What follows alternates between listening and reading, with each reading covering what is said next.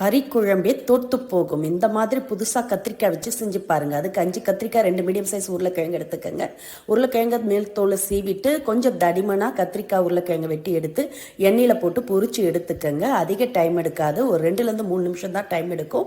உருளைக்கிழங்கையும் கொஞ்சம் தடிமனாகவே கட் பண்ணி ஸ்லைசஸாக இது மாதிரி எண்ணெயில் பொரிச்சு எடுத்து பிளேட்டில் மாற்றிக்கங்க. இப்போ இதுக்கு மசாலா அரைக்கிறதுக்கு மிக்சர் ஜாரில் 2 பத்தை தேங்காய், 10 பூண்டு, இஞ்சி, 2 பச்சை மிளகா, 2 டேபிள் ஸ்பூன் வறுத்த வேர்க்கடலை, 1 கைப்பிடி அளவுக்கு கொத்தமல்லி தழை சேர்த்து கொஞ்சமாக தண்ணி விட்டு மைய அரைச்சி எடுத்து வச்சுக்கோங்க.